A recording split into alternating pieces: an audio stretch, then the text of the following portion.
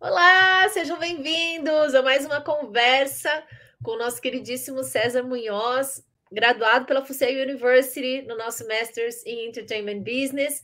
E o César faz essa curadoria de temas e assuntos que fazem a gente pensar, fazem a gente refletir, crescer, estudar e se conectar, né, César? Tudo bem? Tudo bem? Que bom estar aqui com você, Carol, com o pessoal que nos acompanha toda semana, falando sobre como que a arte e o entretenimento mudam, literalmente mudam a vida da gente. E hoje a gente vai falar de uma força, mas uma força, uma usina de energia do universo do entretenimento, que é um gurizinho canadense lá de uma cidade de 2.000 habitantes que botou na cabeça que ia virar um diretor de cinema e se tornou hoje uma das maiores forças propulsoras da indústria do entretenimento, que é o James Cameron. Quando a gente está falando de James Cameron, a gente está falando de Avatar, plim, já deu um plim aí na cabeça, né? Avatar, Titanic, já deu 5 plins na cabeça. A gente está falando de Exterminador do Futuro, mais uns 20 plins na sua cabeça, né? Enfim, um cara extremamente disciplinado, ele tem uma disciplina fora de série, ele tem uma visão muito forte e a visão dele é uma visão que não aceita não. Então vamos ver como é que isso se desenvolve. E vamos começar com a nossa pergunta de sempre. Carol e pessoal aí que está nos assistindo, nos comentários. Avatar, Titanic, Exterminador do Futuro. Quem viu, quem não viu, gostou, não gostou, ficou com medo, ficou triste, ficou feliz? Quantas luzinhas acendeu dentro de você quando a gente fala desses nomes?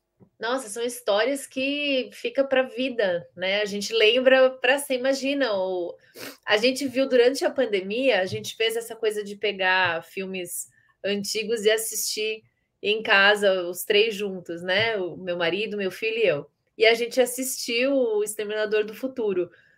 E, cara, é muito legal, né? Porque tem umas histórias que às vezes perdem um pouco o sentido. Mas, meu, é uma visão futurista, né? E um nexo, assim, de conexão com a história que vai, com a história que volta. Avatar, eu sou apaixonada por Avatar. Eu acho, assim, é, é uma história, uma sensibilidade, né? Um jeito sensível de contar uma história sem fazer com que ela fique dramática. Você conta uma história sensível dentro de um ambiente de ação. Então eu sou fãzona. É, Nossa, o Schwarzenegger, gente. Avatar, pois é. Então, para quem está em Marte, Avatar está estreando sua primeira sequência este ano, né? 15 de dezembro, my birthday. Ah, Ah, 15 de dezembro teremos o Avatar 2 e já está sendo filmado até o 5, né? Então até 2028 teremos o quinto Avatar. Acho que mostra, de novo, é um exemplo da determinação desse cara, né? Da determinação dele. A gente fez uma live algumas semanas atrás falando do Spielberg, e que um dos blueprints do Spielberg é usar o recurso audiovisual para despertar resposta emocional, né? E ele tem alguns paralelos com o James Cameron. Uma coisa é nisso, James Cameron também é um mestre em despertar a resposta emocional, aquela resposta emocional que é inescapável, assim. Nossa, isso me tocou. Nossa, isso me deu um desespero. Ou nossa, isso me deu medo. Ou nossa, isso me fez rir, né? Ele tem o poder de sprinkle emoção numa sala inteira de cinema e todo mundo, né? Ir numa sala inteira de cinema e hoje no mundo inteiro ele também faz isso, né? Todo mundo reage aos filmes do James Cameron, todo mundo conhece os filmes do James Cameron. Outra coisa que ele também tem um paralelo com o Spielberg é o cuidado visual em relação a... É um visual que é muito parecido com o visual da publicidade, né? É muito plasticamente muito bem resolvido, um realismo muito forte, né? É muito realista, né? Parece que é de verdade na tua frente. Ele tem essa preocupação. Vamos dar uma viajada aqui nas imagens do Titanic. Aí tem o... Vamos ver o Titanic. O que é o Titanic? Ele filmou uma história Nossa, olha a cara fictícia do dentro... Leonardo DiCaprio. Desculpa, fico Babyface, né? muito Criança, bebê. criança. E que revolução que foi esse filme, né, César? É, é, Nossa, e ele é longo e as pessoas ficavam na fila esperando a outra sessão. Eu me lembro da febre para assistir e é um é. filme magnífico também, né? Quantas vezes você viu no cinema? Eu vi uma vez no cinema e Eu vi vi várias 7. vezes depois em casa. Você viu 7? Vi 7. Eu vi uma sozinha, vi uma com a minha mãe, vi uma ca- com um monte de gente que queria ver, assim. Eu fui e vi de novo. Eu não sei nem tanto assim se era porque eu amei o filme ou não, mas eu vi 7 vezes no cinema porque eu lembro que era um evento, assim, era como ir num churrasco, Só né? se falava disso quando Como ir lançou. numa festa, era como ir num show, era um evento mesmo, era um filme, né, longo, e assim, aqui a gente começa a descrever, vamos ver aqui, ó. Para quem estava em Marte, ele filmou essa história fictícia, uma história de amor, é um Romeu e Julieta, né? Dentro de uma história real que foi o Titanic, que é esse navio que afundou, né? Era para ser o maior navio do mundo, e foi cercado de lendas e de histórias, né? Houve uma declaração dos empreendedores que fizeram o Titanic que ele nunca ia afundar, nem Deus afundaria o Titanic, e um iceberg afundou. E então ele conta essa tragédia, fala dessa tragédia, e no meio tem um caso, uma situação super mundana ali, um caso de amor. E daí a gente está falando do quê? Do paralelo dele com o Spielberg de despertar resposta emocional, mas aí a gente começa a dar uma separada do James Cameron para o Spielberg, que o Cameron ele tem um, um tesão por ir além daquilo que ele consegue fazer. E aí quando a gente está falando de Exterminador do Futuro e de Avatar e de Titanic, e dos outros filmes, que a gente vai falar de outros filmes dele também que tem que ser vistos, é que ele sempre enfrentava algum desafio muito intransponível, aparentemente intransponível, na área técnica de produção de filme. E daí é que ele chegava e falava assim, tá, não pode, mas eu vou fazer. E daí ele fazia. Então, as obras do James Cameron são responsáveis por avanços tecnológicos na indústria, né? No Avatar, por exemplo, o Avatar foi um filme que ele escreveu antes de ele filmar o Titanic. Logo depois que ele terminou o Exterminador do Futuro, ele escreveu a história do Avatar. Ele fundou uma empresa com a Fusion Camera System, em que ele estava... Não foi a Fusion Camera System, sorry. Ele fundou uma empresa com um bando de colegas em que ele queria desenvolver uma tecnologia que ia tornar possível fazer o que aconteceu com o Avatar, que era, ele tinha atores com motion capture, que o sistema automaticamente transformava nessas figuras, né, alienígenas, né? Ele queria filmar alienígenas com realismo absurdo, com realismo absoluto, extremo. Na época ele não tinha, eles não tinham como fazer isso. Eles fundaram uma empresa, ele e os colegas dele, para fazer isso, mas eles chegaram à conclusão, não vai dar, vai ficar ruim, não vamos fazer isso agora. Daí ele fez o Titanic e ele esperou uma década aí para conseguir fazer o Avatar. E daí eles conseguiram bolar o Fusion Camera System, que é essa possibilidade de de fazer isso que ele fez com o Avatar, né? A mesma coisa que ele fez com o Terminator. Quem se lembra do Terminator 2 aqui? O Terminator 2 também foi inovador porque ele trouxe um vilão que era feito de metal líquido. Nossa, era demais aquilo. Aquilo era uma loucura, ó. Então, isso foi em 90. Vamos ver quando que era o Terminator 2. Você consegue googlear aí, Carol? O ano de lançamento do Terminator 2? Vamos ver, ó. Enquanto isso, eu vou mostrando as imagens. Então, essa é uma coisa impensável na época. Ter um 91, ator. 91? 91. Nossa, é muito tempo atrás, né? Então, em 91, ele lançou esse filme que tinha um vilão de metal líquido.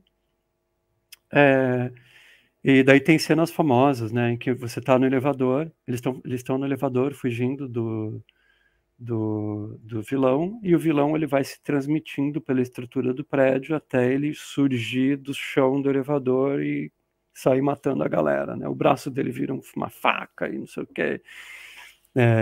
Então, é muito interessante assim como ele conseguiu e consegue até hoje mover a indústria mais além no sentido de fazer o impossível, né? Então, aí, eu acho que é aí que ele se separa de todos os diretores de todos os tempos ao propor o impossível e vai lá e faz. Ele propõe o impossível e vai lá e faz. Vamos ver a carinha dele aqui.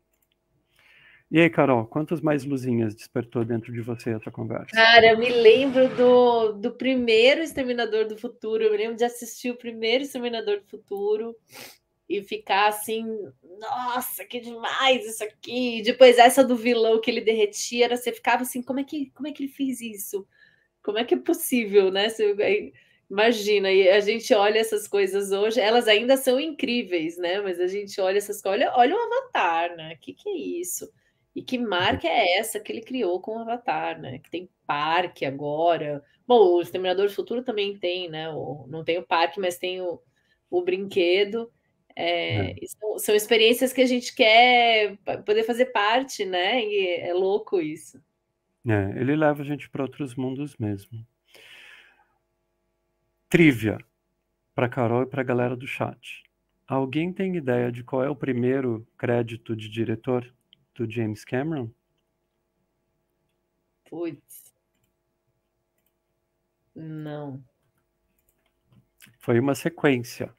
Foi o número 2 de uma franquia.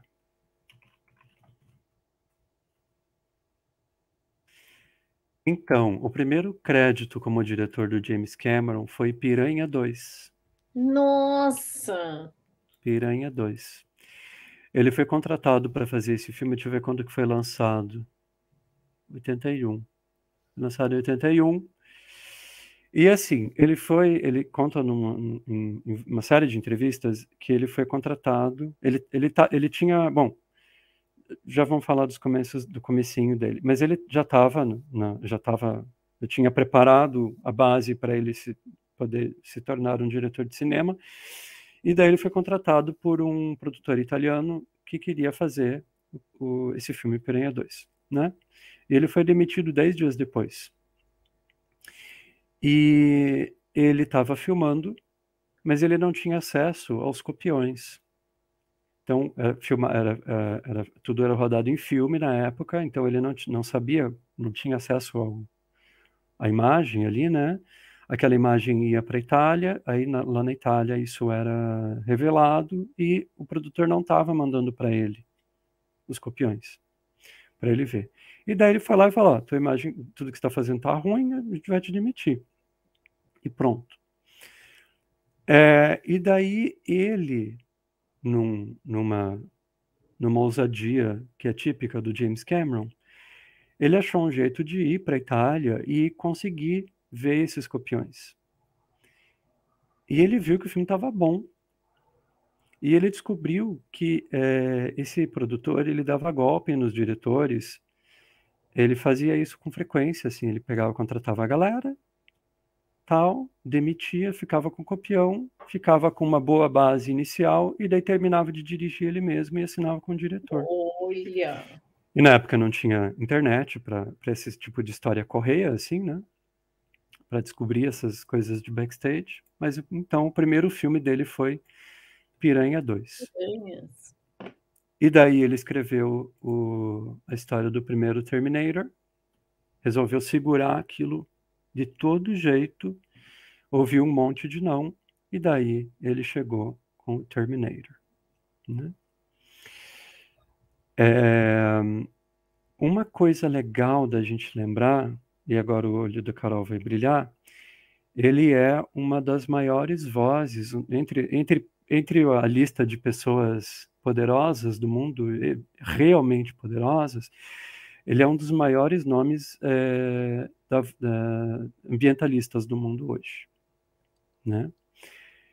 Ele tem um relacionamento com uma água que vem desde cedo. Ele morava a 4 ou 5 milhas das cataratas do Niágara. Então ele estava sempre cercado por natureza. E quem viu o Avatar acho que consegue entender muito bem do que a gente está falando, né? Ele está falando de cuidado, vai dar M, se a gente continuar sendo desse jeito, a gente vai estragar a nossa vibe aqui e vai estragar a dos outros também. E é incrível como a história do Avatar, ela é uma história de ficção científica, né? Ficção, mas é uma história muito possível de acontecer, né? E é uma história que transita ali no limiar da fantasia, entre a fantasia e a tragédia, né? Então é interessante ver isso, né? E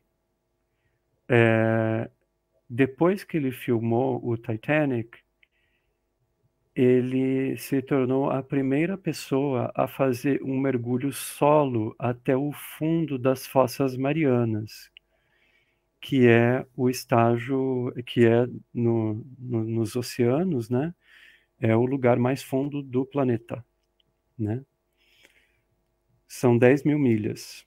Que medo! E ele foi lá 10 sozinho. deixa eu só conferir se é 10 mil milhas ou 10 quilômetros para não falar besteira aqui. Mas ele foi sozinho. Ele foi a primeira pessoa que fez isso sozinha dentro de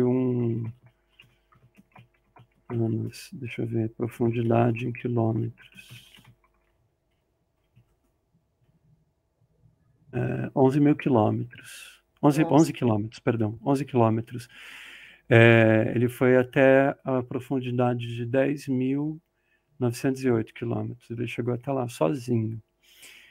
E por conta disso, ele conhece seres vivos que ninguém nunca viu na vida, né?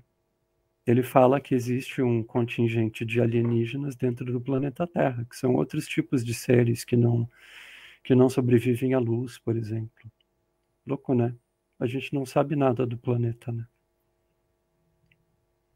A gente não sabe nada. Nossa, eu tô parada ainda aqui na ideia, imaginando ele descendo ali nessa profundidade sozinho, o risco que ele estava correndo e as coisas que ele deve ter descoberto, né? Para criar esse repertório, né, visual, assim, claro que tem imaginação, mas vem de repertório que ele busca, né? É verdade. Outra curiosidade dele é Avatar e Titanic estão até hoje na lista de segundo e terceiro filmes que mais arrecadaram até hoje, né? Vocês sabem qual é o primeiro? Eu já ia perguntar, que não dá para falar Não é segundo dele. e não falar qual é o primeiro. Não De é quem é dele. o primeiro? Spielberg? Mais uma chance. O pessoal que está nos comentários aí, tenta adivinhar. É um filme que você vai olhar assim, não acredito. Porque é um filme que desafia toda essa lógica da alta tecnologia, da fantasia. Então, o filme que ainda, até hoje, leva o título de filme que mais arrecadou dinheiro até hoje na história do cinema, em valores corrigidos para hoje, é E o Vento Levou, Nossa! de 39. Então, na época, a gente está falando de outras escalas, de outras épocas, né? Mas em valor corrigido, ninguém ainda conseguiu. mas o James Cameron tá lá. E uma hora ele vai conseguir, porque é dele. É destino dele, assim. Ele sabe disso. E ele não vai atrás do dinheiro. Na verdade, ele gasta mais dinheiro, né? Ele gasta muito dinheiro. Titanic, por exemplo, ele não tem direito nem sobre o... Ele não tem direito sobre o filme. Numa negociação enquanto ele estava fazendo o filme, ele estava estourando tanto orçamento que ele, para conseguir, e nas notícias, não sei se você lembra, Carol, mas no noticiário, o noticiário torcia pelo fracasso do filme, né? Era um daqueles casos clássicos, assim, olha, tá vindo um mega projeto aí, vamos ver se vai fracassar. Tava todo mundo torcendo pelo fracasso. E daí, numa jogada de negociação, ele falou, não, eu tenho que terminar esse filme, vou precisar de mais grana, então eu não, tá aqui os direitos, eu só preciso terminar esse filme. Então, ele fala que para ele basta que as pessoas saibam que ele dirigiu, né? Na verdade, ele é dono do filme, né, gente? Ele fez dele, tudo, né? não tem como tirar o nome dele. O filme é dele, né? Ele é o líder, né? E capacidade de liderança é uma dessas coisas, né? E outra coisa que ele também se separa do Spielberg é que o Spielberg ele tem uma constância de lançamentos, né? Ele é um cara que está sempre fazendo projeto. O Cameron, ele tem um compromisso maior com a curiosidade dele própria e com a natureza introspectiva dele. Então ele é aquele cara que ele lança assim um filme, ele lança o filme. Daí ele, de repente, ou porque o filme que ele quer fazer depois não dá ainda para fazer agora, ele vai ter que fazer alguma mágica que ainda não existe, ou porque o interesse dele mudou completamente, ele dá uma sumida do mapa. E isso aconteceu depois do Titanic, por exemplo. Depois do Titanic, ele ficou tão fascinado pela vida marinha que ele fez uma série de documentários sobre a vida marinha. Então, esses documentários estão aí todos disponíveis em plataformas de streaming. São filmes que tem, né, só tem uma audiência acima da média do documentário tradicional, porque a galera que é fã dele vai atrás e consegue, né? E assiste. Mas são filmes que ele resolveu explorar a vida marinha, né? Ele é scuba diver desde sempre. E então ele faz esses documentários para mostrar, gente, olha quanta vida tem aqui, cuidado, né? Isso aqui é importante, a gente depende disso aqui, né? E mesmo que a gente não dependa, olha que coisa bonita, essa forma de vida aqui que não sobrevive de água, que está literalmente no outro planeta, né? Que foi uma das maiores inspirações dele também pro Avatar. E uma outra curiosidade também para gente saber dele, antes da gente finalizar, ele visitou os destroços do Titanic antes de de rodar o filme, né? Antes e depois, na verdade. Ele estudou o filme e ele estudou o navio para poder fazer o filme e ele visitou também os escombros. E tem uma entrevista que ele conta, assim, de ele lá embaixo, numa sala em que a orquestra estava lá, a orquestra tinha tocado naquela sala, e ele estava dirigindo para fazer um documentário lá, ele estava dirigindo um dronezinho marinho, assim, visitando, e a sensação que ele teve enquanto ele via as imagens do drone, ele sabia o que ia ter depois que virasse o corredor, porque ele tinha estudado o navio, né? Ele sabia o revestimento da parede, ele sabia o chão, sabia tudo, né? Então vamos ver o que vai acontecer. Né? Não é à toa, né, César, que o projeto vem do jeito que vem, né? Tá, o Titanic, cara, foi muito impressionante, assim, tudo, os detalhes do navio na hora que ele tá afundando. E eu me lembro de depois várias matérias que fizeram mostrando, né, o filme com fotos do navio mesmo. O filme é incrível. Ele trouxe a gente para um mundo que não existe mais, mas ele trouxe, né? Então vamos ver aí como é que vai ser Avatar, né? Ele está comprometido com esse projeto aí até 2028. Os filmes todos estão sendo filmados ao mesmo tempo. E agora o segundo Avatar vai ter um foco no mundo submerso de Pandora. Então vamos ver que tipo de seres que existem aí no mundo submerso de Pandora. E vamos ver o que mais que ele vai aprontar, né? Porque ele é um desses caras aí que veio para mudar tudo, não só na indústria do entretenimento das artes. Ele é um cara que tem um comprometimento com grandes projetos, e eu acho que uma coisa que a gente tem que admirar com ele é que ele, mesmo ele sendo um desses caras, assim, tipo Elon Musk, que tá, tô super curioso, o que vai acontecer na história da humanidade, ele não deixa de ter um pé no chão e saber e lembrar que esse planeta só tem esse. Isso é fundamental, né? Pelo amor de Deus, né? Então, que mais nomes da lista de pessoas mais influentes da Time tenham essa consciência aí, para não complicar a vida de nós mortais. Isso aí, muito bom. Bora ver Avatar 2. É isso aí. Valeu. Nos vemos na próxima semana. Um beijo para todos. Valeu, beijão, César. Até mais.